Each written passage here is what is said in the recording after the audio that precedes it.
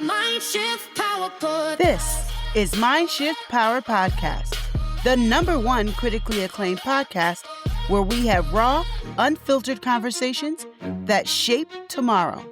I'm your host, Fatima Bey, the Mindshifter. And welcome, everyone. Today we have with us Tanushri Sriram, and she is out of the USA. She's 13 years old. She was recently a TEDx speaker. And this young woman has some life wisdom to share. How are you doing today, Tanushri? I'm doing great. How about you? I'm good. I'm really excited to talk to you because you have a lot to say. So I like to dive right into it. So let's start off with how we met. You've been mentored by Jackie Bailey for about a year. And for the audience, just to take a little side note here, Jackie Bailey and her husband Todd, they help mentor young teenagers and young adults into learning how to be a TEDx speaker, learning how to be a great speaker. And so they do help people get on TEDx stages, which is not an easy task. So it's pretty awesome that they do what they do. So that's who I'm talking about. Now, back to the question. What's one moment in that mentorship where you were pushed outside your comfort zone in a way that really mattered? Well, when I was about 2 months with Jackie Bailey, I went to a conference called FBLA, and she had a workshop there where she was kind of giving a speech to a bunch of students, and they were learning about what she did, and there were 3 other people with me, and they were also her students. And she made each one of us come to the front and say a little bit about ourselves. And I remember I didn't expect it at all. I was so scared, but she really pushed me and she really gave me a lot of confidence, even though what I said, it wasn't the best since I had no idea what I was doing, but it really did give me some confidence. Oh, that's awesome. So that was your first push out of your comfort zone, was just meeting Jackie. That's awesome. That's just awesome. A lot of people talk about get out of your comfort zone in theory, but what does that actually look like in your day-to-day life as a student right now? Well, what that looks like in my day-to-day life is doing small things that you wouldn't normally do. Like, for example, raising your hand when the teacher asks a hard question, just to try. Even if you don't know the answer, just to try and maybe see if you're correct, or maybe going first through a presentation. Not doing something really big like, oh, I'm going to go and climb Mount Everest right now without any winter clothes. It's just doing small things that you wouldn't normally do. What, that's not realistic? Are you telling me that's not realistic? Well, I mean, I don't think it's the most realistic, but maybe it is. Maybe for some people it is. It is in the future, but not in the moment. You're absolutely right. Trying to take big, giant leaps. I'm gonna rephrase that a little bit for some people. Trying to take big, giant leaps is what causes people to fail or think they can't do it. What you're saying is take those little steps, those tiny little things you can do daily, right? Yeah. Yeah, I completely agree. In your TEDx talk, fear showed up as silence before it showed up as failure. I'm going to repeat that phrase because it's deep. In your TEDx talk, fear showed up as silence before it showed up as failure. What does that mean? Well, going back to the story of where I was very scared to raise my hand because I thought that I would be judged. I thought I would be judged. That one time when I actually did end up raising my hand, I did actually end up getting a lot of judgment from one of my peers. And because of this, I started to stay very quiet. And because I started to stay very quiet, a lot of people, they kind of misunderstood me and they said, oh, she's very quiet. She must not have a lot to say. And to me, this kind of meant like, oh, like I'm a failure. People think I don't have a lot to say. People think I'm dumb. People think I'm stupid. But in reality, I was just way too scared to actually speak out. Interesting. I think wow, that's very deep. Like I said before, that's very deep. And I wonder how many adults are listening and are still there. Yeah. I don't think that's unique to your age, honestly. Fear does show up as silence, and then it looks like failure. Yeah. That's very deep. So something else, you said that you learned that growth doesn't wait until you feel ready. Mhm. How do you decide when discomfort is helping you grow versus when it's just anxiety trying to stop you? I decide, well, for me, when it's just discomfort that's trying to help me grow, I think about whether this is kind of happening to me a lot. So going back to my story of how I was very, very, very scared to just raise my hand in general and answer, this is happening to me a lot. And like it was just happening to me more and more and more. And I was kind of thinking like maybe I should just try it. And maybe like and this was after the time when someone laughed at me and made fun of me because I got the answer wrong and I got embarrassed and I started saying Mm. silent. This was a bit after. And because I was so silent, I would never raise my hand. And opportunities where my teacher would call on me or the teacher would say, hey, who's going to raise their hand? Who's going to answer the question? It would happen more and more. And then I was like, maybe fate is trying to tell me something. Maybe fate is saying, hey, you can do it. Like, you can do it. It's going to be uncomfortable, but you can do it. I think, yeah, I think that's how I kind of decided, like when discomfort is just trying to help me grow when something keeps happening over and over again. That's an interesting way to look at it. Thank you. So, having a mentor can change how safe it feels to try new things because Mhm, because you got somebody there. How has mhm. mentorship changed the way you take risks compared to before? Well, my mentor, Miss Jackie Bailey, she really helps me a lot by giving me like a lot of opportunities and she really encourages me. And she says like a lot of words to me like you can do it. And her encouragement, it got me to that TEDx stage, which is something I Mm. never thought I could do. And because of that, because of her words, like they leaded me to that TEDx stage. Because of that, I really think to myself like I didn't think I could get on that TEDx stage, but I did. I was able to do that. So why would that stop me from doing anything else? That's the way like I think about it. Oh, side note, audience. By the way, this girl, I told you in the beginning she's 13.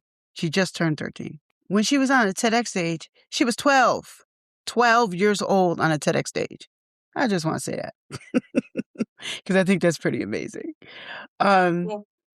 yeah, having a mentor is a really big deal. And unfortunately, not everybody has that.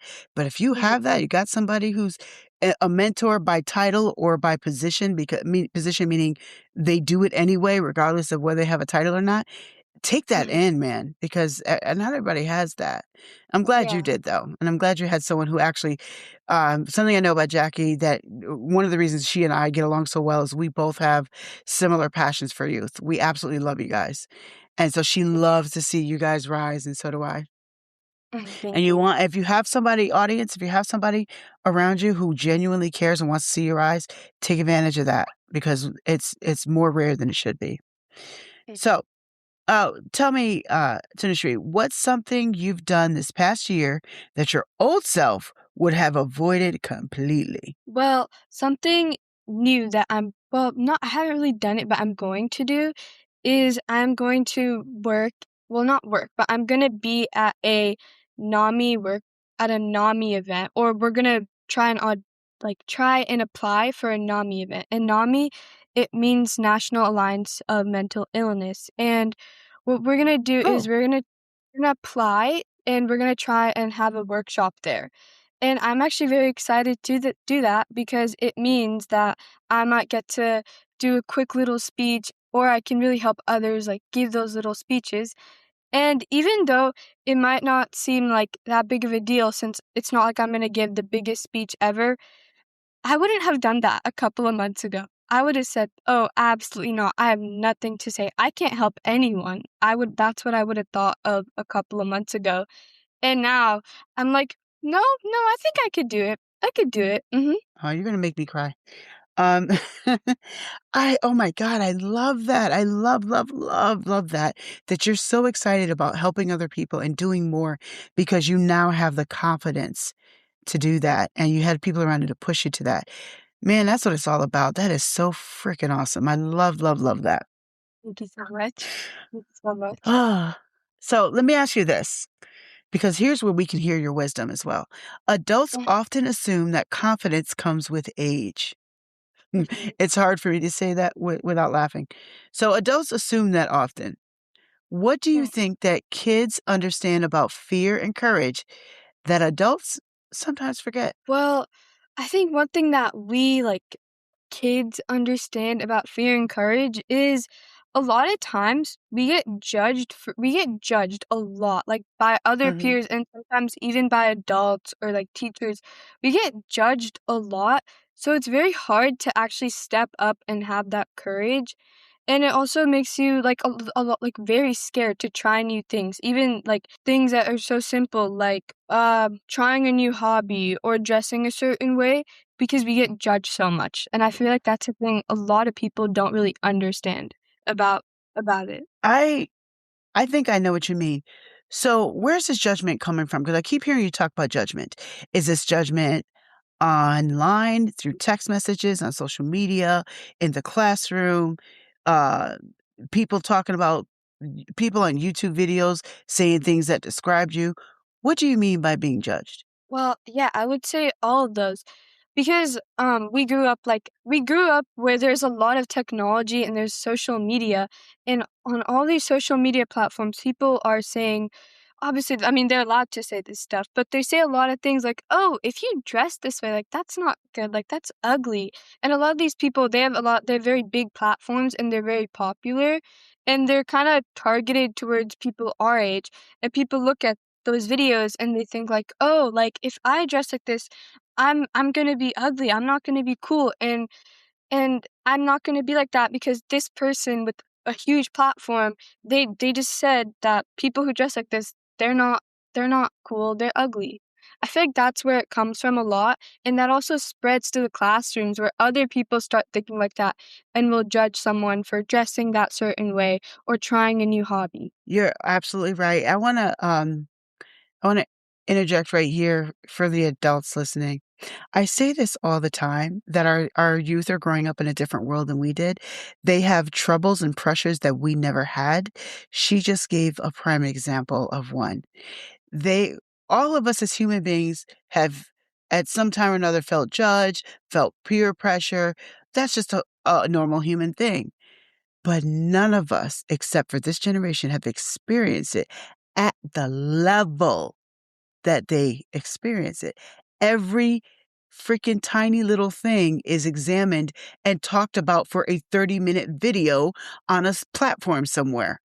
They'll talk about the way your booger looks for 30 minutes on a platform somewhere. We didn't have to grow up with that ridiculousness. They're growing up with that. And so when when Tanushri is saying that fear, overcoming fear, it is different for them. You just heard her. It's very different for them because it's bigger. We had to overcome monsters, but our monsters might have been 5 feet. Their monsters are 20 feet because Mhm. of the technology that we're connected to. It's not a minor detail. Mhm. All right. I had to say that for not so much for the people your age who already know this, but for the adults who don't get it. Um, when something doesn't go well after you step outside of your comfort zone, because that can happen, how do you keep yourself from retreating back into silence again? Well, what I do is I kind of reevaluate what just happened. Like I think about, why did this go wrong? And if it did go wrong, is it really permanent? Is it really harmful? Should I keep going in the direction I am going? Or should I just take a step back and try to rethink what's going on? That's what I do. And I think an example of that is when I said the first time I actually raised my hand to answer that question in class and someone laughed at me. That was a time when I went out of my comfort zone, I failed, and then I immediately stepped back. And I had an example where this happened to me again recently, kind of last year in 6th grade math class. I answered a question wrong and someone laughed, but at that time I didn't just stop answering questions. I just thought to myself and I said, well, does their opinion really matter? Does it really matter? Or, can I go without it? And I was like, what should I do?" And I was just thinking, and I was like, "Well, it's fine. I can just keep going. I can maybe try, to wait a little bit and see if I actually solve the problem right, and then maybe raise my hand. But I don't need to stop answering questions because someone laughed." Girl, what you just said, there are 50 years olds who still haven't learned that lesson. They have stopped living their life. They have stopped going after their dreams and visions. They have stopped doing what they want to do because somebody laughed, because somebody made a comment, because someone made fun of it. And you just gave some, what you just said is amazing and it's deep. Because what you're saying is you have to look back and say, do their opinion really matter? I'm just rewording Mhm. what you just said. Does it Yeah. really matter that they don't approve and they don't like it? So what? And when you Mhm. take on that attitude, it gives you the freedom to move. Mhm. Agreed? Yeah. Yeah, 100%. Let me ask you this. If another young person wants to grow, but they feel stuck because they're waiting to feel braver, what's one Mhm. small action that you think actually works better than just waiting? First, I would say you should do it even when you're scared because growth, it's not gonna wait until you're comfortable. It's just gonna like it's like an opportunity. Either you take it or you leave it. It's not like, oh, you wait around for like 2 days and then you do it. And what I would say is like again, I would say really start small. You don't need to do something big like climb Mount Everest in like a day, obviously, but just start with something small. Like something small that you really struggle with that it's not like super big, but it's something that it's like obviously it's probably going to be uncomfortable, but it's something that it can be achieved. You just have to try. You just have to like really push yourself. You have to be like it's okay. It's okay. I can do it. Do you find yourself giving yourself little self pep talks like what you just described? Yeah, I do it all the time actually. I did one before I came on this podcast. I was like, don't overthink it. Don't overthink it. It's just a podcast. Don't overthink it. Well, you're doing really well. When did you Thank start you. doing the self-talk? Well, I started doing this self-talk actually around the time when I think it was around the time when I just started being with like have getting mentor sessions with Miss Jackie Bailey and like the time when I was like just about to give my TEDx talk. That was when I really started doing this and I was like, wow, this actually really helps. This actually really helps. It really does, and it's something that I actually teach people to do, but I teach Mhm. people to do it in various ways depending on their personality and their Mhm. lifestyle because everybody's Mhm. not the same, but that self-talk is something that I teach constantly, and I love hearing it coming from a 13-year-old. Um, Thank you. yeah, that self-talk is absolutely everything, and sometimes it feels weird at first. Did it feel weird when Mhm. you first started doing it? It did. It was like, "Why am I talking to myself?" But then I was like, "No, I know myself best though, so it makes sense." Absolutely, and when we start doing self-talk, it feels weird at first always, but after a while, it starts to feel normal and it starts to actually work. And Mm. this is something Yeah. I constantly tell people. So I love hearing you say that because as a coach and even on my podcast, I've Mhm. talked about self-talk and how important it Mhm. is. And you just demonstrated quite a few times about how you're just like, no, wait a minute, I could do this. And that pushes you to try. And then that Mhm. effort pushes you to succeed. And I just Yeah. love the depth of what you're saying because, a lot of what you're saying is actually pretty deep wisdom that a Mhm. lot of adults still haven't mastered. Yeah. And, Mhm. it's just beautiful. Thank you. So, let me ask you this. What advice do you have for your peers in the world today? Well, some advice I have is I have 2 pieces, like 2 very, very important pieces. 1, other people's opinions, they don't really matter. Now, obviously, if you say, "I'm gonna jump off the Eiffel Tower and I'm not gonna have any protective gear," maybe you should probably listen to people who are saying don't do it. But if it's Yes. something like, "Oh, I wanna go and sing in a talent show," and someone says, "No, you're really bad at singing," why are you listening to them? Because you can get better at singing. Does their opinion really matter? And maybe your singing isn't bad, they just don't like it. So why does their opinion matter? And another thing is just do it. Like if you're getting the feeling like, like I really want to do this. For example, I really want to sing on that talent show.